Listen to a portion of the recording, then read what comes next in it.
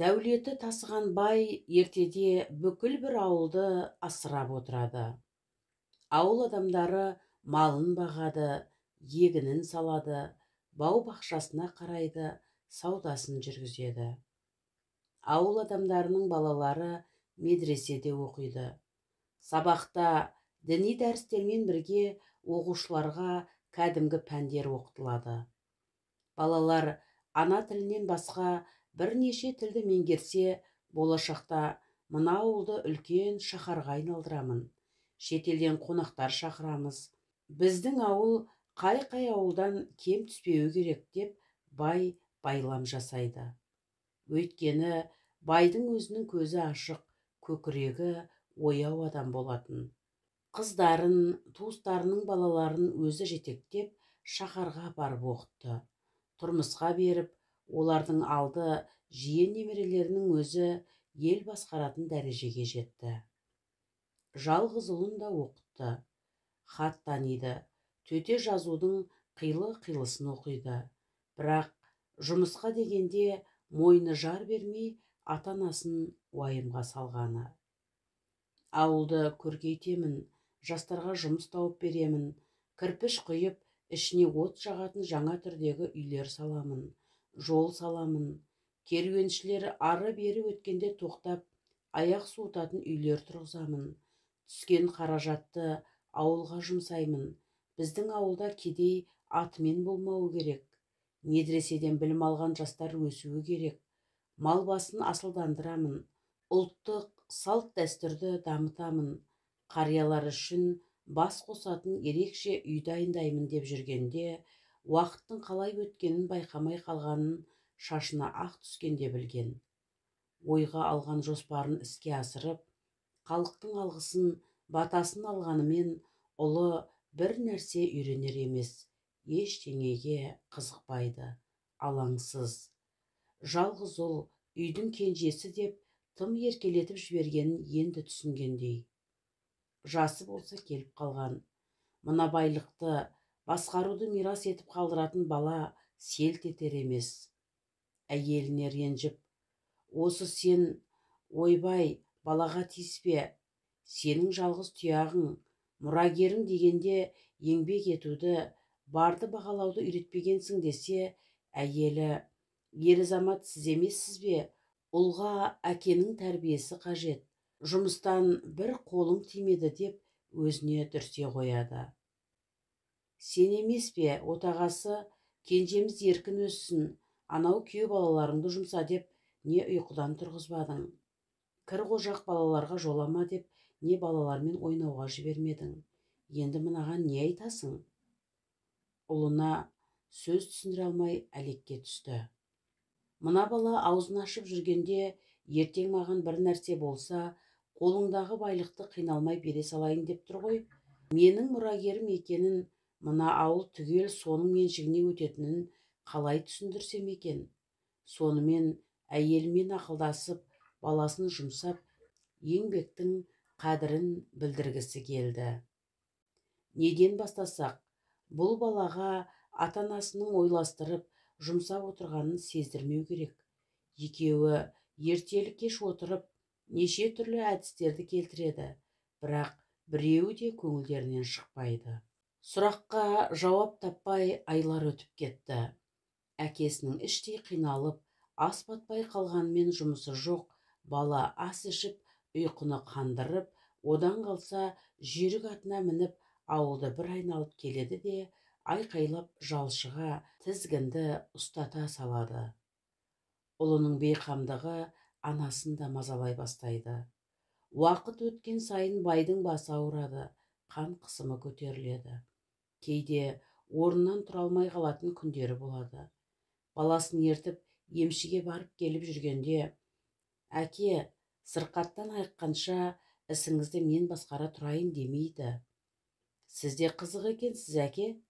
Басыңыздан қан алдырғанда құлантаза айығамын деп ойлайсыз ба? Емшілерге сенбеңіз, жездеме адам жіберсеңізші, келіп шаһарға апарып мықты дәрігерлерге қаратсын. Емші деген әншейін деп ақыл айтады. Ақылының жаны бар, Көрші ауылдағы ана сіңірі шыққан кедейдің баласы дәрігердің оқуын шетелден оқып келіпті. Шаһардан мықты маман деп естігені бар. Неге соған бармасқа? Әй, қой, мен күншілік жерге кетсем, мал-мүлкім не болады?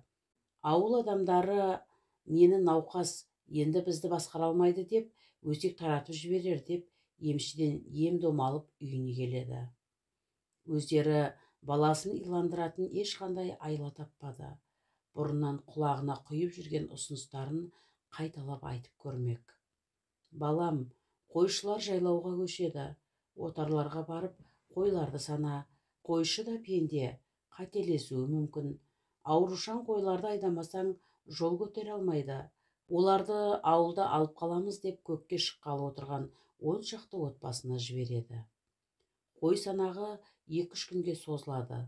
Баласы түс болмай, атын қазығына байлап жатқанын көрген бай таң қалмады. Тоба, тоба, менің балам зымыраннан да жылдам болғаны ма? Санақты қалай тез бітіріп тастады деп, баласының ісіне ішегі қатқанша күлді. Әйелі, құдай, құдай, мынаны жын қақты деп, отағасын аластамақ болып, адыраспан іздей бастады. Қасындағы күтушілеріне бұйрық беріп, тез от шақтырып ысына келтірді. Балам, ерте келдің ғой, атыңа бір нәрсе болды ма дейді қасына барып. Болды, болмаса келем бе? Қойларың деген сөз ұқпайды екен. Енді санап бола берсем, басқалар келіп қосылып кетеді. Оларды айдай берсем, қойлар шошып жамырай жөнеледі. Атқа мініп отырып санайын десем, мына жануар осқырынып, қойларды жағалай жүрген иттерден үркіп, жақын бармай қойды. Шопандарға айттым, өздері санап, есебін кешке алып келеді, деп басын жастыққа қоя, қорылдап кетті. Балам, ертең адамдардың жалақысын төлейміз. Мен айтып отырамын, сен ақшаны тарат. Алған адам міндетті түрде сияға бас бармағын салып, мына ақ кенепке қол қойсын. Адамдардың есімін жазып алмасаң, ертең шатасып, есебің дұрыс шықпайды. Кем болуы да, артық шығуы да мүмкін. Есебіміз дұрыс болмаса, пайдамызды білмейміз. Әке, сіз де, мына бақыр ақшаларды санап отырамын ба? Қолыңды қой, есімін кім деп отыру маған тән емес. Ауылда үлкен бас қосу өткіземіз, бірге барамыз. Кеше ғана өткіздіңіз ғой? Балам, бас қосу өткізбесек, ай сайын болмайды. Әр отбасының мәселесін тыңдап, соған орай көмек көрсетуіміз қажет. Ертең шаһарға барып, шағым айтса күніміз қиындайды. Күнде неше адам келіп жатыр ғой. Ауыл адамдарын күтуден анам да шаршап кетті. Адам келсе болды, анам оларды дастарханға шақырады. Тыңдап жібере салмайсыз ба? Балам, ертең қонақ күтеміз. Ұлы жібек жолы бойымен келе жатқан қадірлі адамдар бар. Соларды қарсы алатындарды басқарып, өзің барып сәлемдесіп, ақбоз үйге ертіп кел. Осы ауылда менен басқа қонақ күтетін адам жоқ па? Байдың баласы қонақ күтті деген не масқара? Мен төрде отыруым керек емес пе? Ұлы жібек жолының бойымен жылына 2 рет керуен өтеді. Яғни шығыс елінен шыққан керуен қазақтың жазира даласын кесіп өтіп, Парсы, Ираннан әрі Мекке, Мединеге барып, қажылық сапарын аяқтап кері қайтады. Халық тұтынатын дүниелерді алып, тоқтаған елді мекенге сатып, пұл етіп кері қайтқанда, жолай кездескен елді мекеннен көпшілік тұтынатын заттарды ала кетеді. Айырбас жасайды, ділдәға сатады. Керуен ішінде ғалымдар, саудагерлер, дін жолына түскен жандар, оқу іздеген жастар, құлшылыққа шын берілген адамдар бар. Олардың керуен құрып жүруі, жолда кездескен кедергілерді бірге еңсеруге, қарақшылардан қорғануға деген ниет. Қонақтарды аман есен шығарып салған соң, бай әйелін қазыға жүгінуге көндірді. Келіп, базынасын айтқан байды асықпай әбден тыңдаған қазы, тәрбиені жіберіп алыпсыз. Қазекем, сол ұлға қатты мән береміз де, тіршілік көп, тіршілікке көп араластырмаймыз. Есейе келе үйренеді дейміз. Жасы бәлиғатқа жеткенде үйлендіреміз. Мұрагеріміз деп бар жиған тергенімізді алдына салып береміз. Оны ұқсата алатындар бар. Ұқсата алмай, бар мал мүлікті сақтай алмай шашатындар бар. Жалғыз ол әрі кенже болған соң қатты жақсы көргендіктеріңіз сонша тіпті үй шаруасына жұмсамаған екенсіз. Қазеке, бұл балаға қалай ес кіргіземіз? Балаңыздың есі де ақылы да бар. Тек жалқаулық пен бейқамдық мойнын еш нәрсеге бұрғызбайды. Себебі бар мен дайынға үйренген. Оны үйреткен өзіңіз. Ұлыңызды бұлай сынап көріңіз. Әке қашанда балаға сыншы. Қазының айтқанын орындамаққа көшкен бай кешкі аста: балам, ертең ерте тұрып есіктің алдын сыпырып жібер. Менің белім шойырылғалы, сыпырғышты ұстай алмай қалдым дейді. Әке, сіз де жұмсайтын адамды таптыңыз. Жалшыға айтсаңызшы, ылғи мал өткен соң ертелі кеш сыпырғыш қолыңыздан түспейді. Ұят емес пе? Достарым маған күледі ғой, байдың баласы жер сыпырып жүр деп дастархан жанына қисая кетеді. Әкесі айтуға сөз таппай аңтарылады да қалады. Анасы: құлыным, керісінше адамдар әкеңе күледі. Дардай ұлы бар, алақандай есігінің алдын әкесі сыпырады. Жалшы жалтайды, байлығы асып тасып тұрған соң қайтеді деп күлкі етеді. Әкеңнің белі жазылғанша таң қараңғысында мал кетеді. Сен сыпырып болғанша ешкім көре қоймайды. Менің баламның ақылы да, қара күші де бар. Есіктің алдын сыпырмақ түгілі ертең күресте талайларды шығатынына сенемін деп астына көпшік қойып жібереді. Малшы малды айдап кеткен соң бір ділдәні тастай салады да бай тасалау жерге барып тұрады. Анасы баласын әзер оятады. Далаға шыққан ұлының көзі бірден ділдәні байқайды да етігінің қонышына сала салып, сыпырғына бір-екі арлы-берлі сілтейді де орнына келіп жатып қалады. Бай ұлы қашан ата-анасына: таңертең ақша тауып алдым, дәл есіктің алдынан, бұл не қылған ақша, біреулер арандату үшін тастап кетпеді ме, деген сауал болатын шығар деп күткен.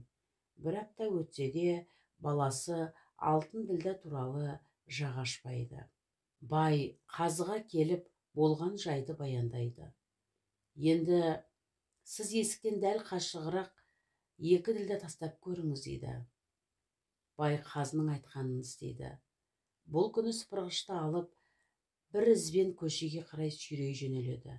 Аяқ астында жатқан 2 алтынды бірден көреді де, жалма-жан алып шапанының қалтасына салады да, мал аяғынан түскен шөп шаламды арықтың ішіне сыпырып, аяғымен басып-басып, үйге кіріп жайылған дастархан жанына гүрс етіп құлап, баяғы қанбайтын ұйқысына басады.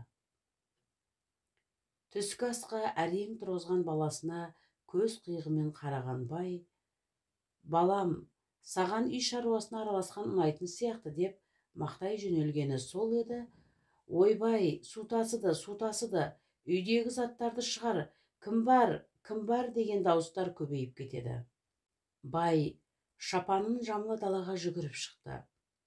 Су өзінің үйіне лақылдап жақындап келеді. Қолына айыр күрегін ала жүгіреді. Судың жолы жабылып қалған соң жан жағына жайылып кеткен.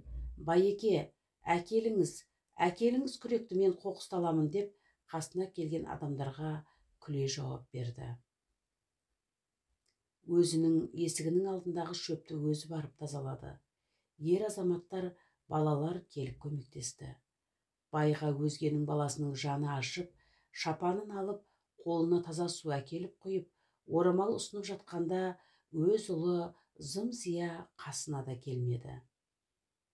Ей, бай, сен әдейі суды байлап, кедей-кепшікті мазақ етейін дедің бе? Деген ананың дауысы жер жарып, өзіне қарай тап беріп келе жатыр. Қаперімде не дерін білмеген бай арықтарды тазалай жөнеледі. Баяғы баланың әлегі. Есік алдынан жинаған шөп шаламды арықтағы суға сыпырып жатқанын көрсе де, сумен ағып кететін шығар деп мән бермеген еді. Жылыстап ағып жатқан арықтың суы осынша әлек салады деп ойламапты. Қоқыс жиналып барғанда топталып қалған. Суы ары қарай аға алмай жайылып, киіз үйлердің іргесінен ішке кіріп, көрпе жастық, азық түлікті басып қалған. Іштей, мынау да бір ескеретін жайт болды деді де, ешкімге жақ ашпай үйге беттеді. Қазы айтқан соңғы сынақ, үйтіп бүйткенше күз де келіп түсті. Бай кешкі тамақ үстінде, балам, құдықтан суды бос құмыраларға толтырып әкеліп қой, жаңбыр шашын көп, жол лай болса аттар жүре алмай қалады. Жүрсе де лайға аяқтары тайып құмырадағы сулар төгіліп кетеді. Таңертең ерте бар, одан кейін екеуміз ауыл адамдарының хал жағдайын біліп қайтамыз деп ескертті. Таң қараңғысында бай құдыққа барып су алатын шелектің ішіне 7 алтын ділдә салды да, құдықтың арғы іргесіне жасырынып баласын күтті. Ойы, тапқан, кездескен дүниелері туралы ата-анасына айта ма, ой бөлісе ме дегені. Суға келген бала шелекті көтеріп құдыққа тастай бергені сол еді, теңгелер сылдыр ете қалды. Шелекті қайта көтеріп алды да, мына керуендегі адамдар қызыға өздері садақаны суға тастайды. Суға, әй мейлі, ерініп шелекке сала салған ғой, маған бұйырды. Аха қалап күліп, ділдаларды етігінің қонышына сала салды да, құмыраларды суға лық толтырып, өмірге риза болып үйге қайтты. Тіпті анасына тіс жармады, бірақ көңілді. Бай ең болмаса көп алтын ділдәні құдық басындағы шелектен алғанын айтама дегені бекер болды. Енді соңғы сынағы қалды. Ең болмаса содан қорытынды шығар деген үміт. Балам, кейінгі кезде тым көңілді жүрсің, ат басындай алтын тапқан адамдай, деп бір қалжыңдап қойды. Әке, дәл айтасыз, ат басындай алтын болады, деді екез ой екі құлағына жетіп. Бай не дерін білмей тұрды да қалды. Балам, ертең егін орағы басталады, көппен бірге шығайық, әйтпегенде көпшіліктің сөзіне қаламыз. Ертең менің орнымды басасың, саған да мәртебе, атыңды шығаратын да, өшіретін де халық. Сол себепті елмен бірге жүрейік. Уақыт жылжыған сайын бір өзгеріс болып жатыр.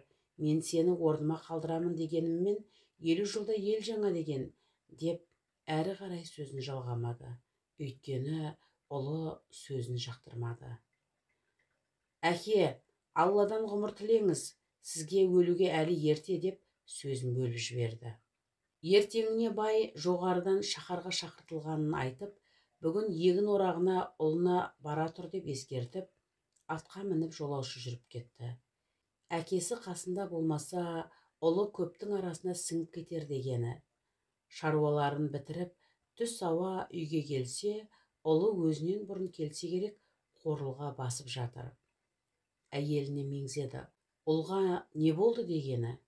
Отағасының артынан әйелі сыртқа шығып, ұлың дауылды, 40 000 қол жауды қырып жібергендей болып келді, деді мейірлене күліп, ұлының бала қылықтарына сүйсінді. Себебін мен сұрамадым. Даланың жұмысы көңілінен шықпағаны ғой. Дұрыс, егін басында ділдалар жоқ қой, анасы. Жаратқан ием, бұл баланың не ойлағаны бар?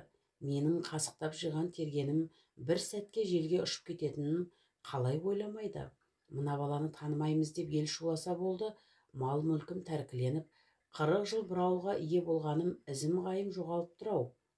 Байдың қатты күйзеліп кеткенін көрген әйелі, Байеке, жүріңіз, қазыға тағы барып болған жайды айтайық. Бұл баланың не ойлағаны бар екен? 20 жасқа келгенше барға масаттанып, жан жағына қарамайды. Еңбек еткен, көпшілікпен араласқан ұнамаса, өзінің қалаған ісімен айналыссын. Әйелінің мына сөзін естіген бай басындағы бөркін жерге алып ұрды. Осы да қазыға емес, көріпкелге барайық. Шаһарда керемет көріпкел бар дейді. Сол кісіні іздеп тауып, жағдайымызды айтайық, деп баласы мен үйін жалшыға тапсырып, көрші ауылға баратынын, түс ауа келетінін айтып, жолға шықты. Шындығын айтпағаны, өзінің ауылда жоқ екенін білген ұлы да, көмекшілері де босаңсып кетпесін дегені. Күн жүріп, шаһардағы таныстарына барып, олардың көмегімен Көріпкел әжейге келді. Байды әбден тыңдаған кейуана, бұл бала өзін таппай жүр, сондықтан оның сенің орныңда қалу, ауылға ие болу деген мақсаты жоқ. Жасы 40-тан өткенде ауылнай болуы мүмкін. Қазір күштеп басқарушылық іске араластырма, онсыз да сенің мұрагерің, иеліктегі бүкіл мал мүлкің ұлыңа тиесілі. Қыздарға еншісін беріп, құтты орнына қондырыпсың деп қайтарды. Еңсесі түскен бай, баласының неге қызғатынын қалай білсем екен деп, танысының үйіне келе, Көріпкелдің айтқанын айтып береді. Танысы: байеке, ұлыңды жетесіз деп айтпаймын, тәрбиесі бар, ойлау қабілеті де жеткілікті. Уақыты келгенде орныңды өзіңнің ең сенімді адамыңа табыстарсың, ал балаңның қалаған дүниесімен айналысуына жол аш.